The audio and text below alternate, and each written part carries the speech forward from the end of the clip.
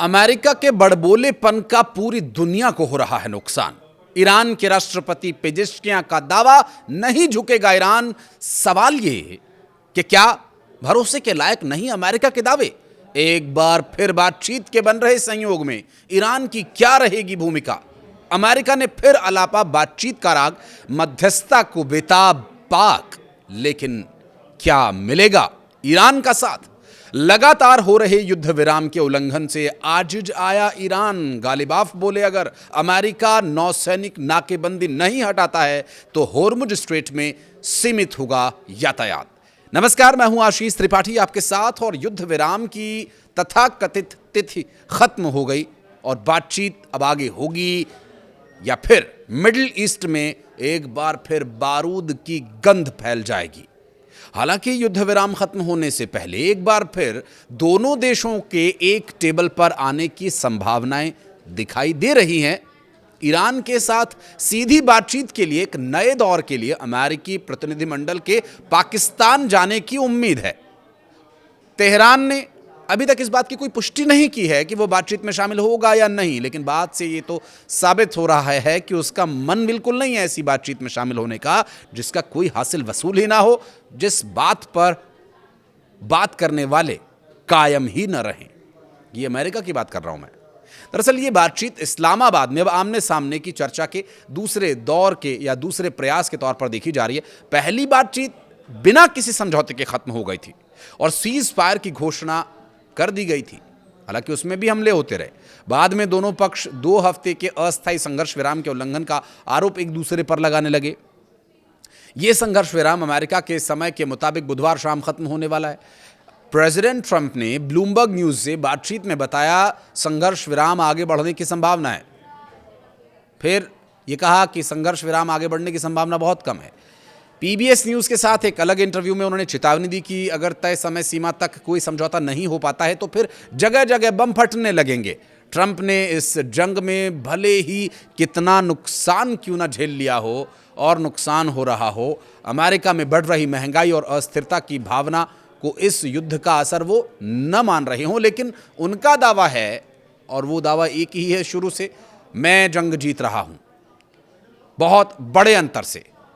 हालात बहुत अच्छे हैं, हमारी सेना ने कमाल का काम किया। दुश्मन असमंजस में है क्योंकि उन्हें भी मीडिया की वही रिपोर्ट्स मिलती हैं और फिर भी उन्हें इस बात का एहसास है कि उनकी नौसेना पूरी तरह से खत्म हो चुकी है। सब ट्रंप के शब्द हैं। ट्रंप कहते हैं कि उनकी वायुसेना के विमान अब अंधेरे रनवे पर खड़े हैं। उनके पास मिसाइल रोधी या विमान रोधी कोई भी उपकरण नहीं बचा है। तो अब आप ही बताइए कि ट्रंप के इस रवैये पर ईरान बात करना चाहे भी तो कैसे करे? ईरानी विदेश मंत्रालय के प्रवक्ता इस्माइल बाकाई ने सोमवार को कहा कि तेहरान की बातचीत के अगले दौर के लिए कोई योजना नहीं है। इस संबंध में कोई फैसला नहीं लिया गया। तो वहीं गालिबाफ ने एक बार फिर लेबनान में युद्ध विराम को ईरान अमेरिका समझौते से जोड़ा और कहा कि प्रतिरोध मोर्चा युद्ध में ईरान की सहायता के लिए आया था और इसलिए युद्ध विराम में उन्हें निश्चित रूप से शामिल किया जाना चाहिए था। लेबनान में हिजबुल्लाह, यमन में हूती विद्रोही और गजा में हमास को प्रतिरोध की धुरी कहा जाता है, जो ईरान के समर्थक रहे हैं। ये घटना ऐसे समय में घट रही है जब ईरान और अमेरिका के बीच तनाव फिर से बढ़ गया है और स्ट्रेट ऑफ होर्मुज फिर से बंद हो गया है। इससे इजराइल लेबनान युद्ध विराम और भी नाजुक स्थिति में जा चला है। दरअसल इजरायली सेना की घोषणा है कि युद्ध विराम के बाद से उसका दूसरा सैनिक मारा जा चुका है। डोनाल्ड ट्रंप का हालिया बयान देखें तो कहते हैं कि ईरान अमेरिका की सभी मांगों पर सहमत होगा। ईरान में कई प्रतिक्रियाएं आ चुकी हैं बातचीत को लेकर। अमेरिका की मांगों के आगे झुकने या न झुकने को लेकर ईरान के विभिन्न गुटों के बीच मतभेद उजागर हुए, ऐसा दावा है। शनिवार रात मोहम्मद बगर गालिबाफ ने पहली बार ईरानी टेलीविजन पर इस्लामाबाद में हुई ईरान अमेरिका वार्ता और ईरान के रुख के बारे में विस्तार से बताया।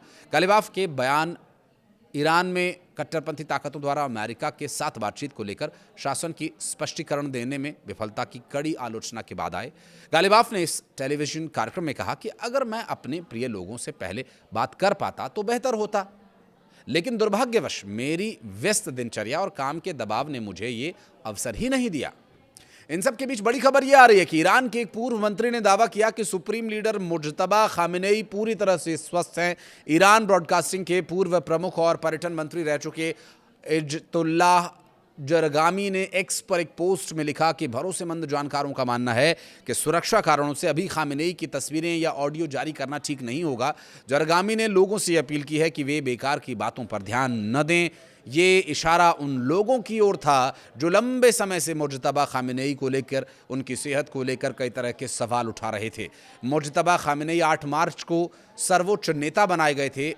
इसके बाद उन्होंने कोई सार्वजनिक भाषण नहीं दिया, न कैमरे पर आए और न ही उनकी कोई हाल की तस्वीर भी जारी हुई है।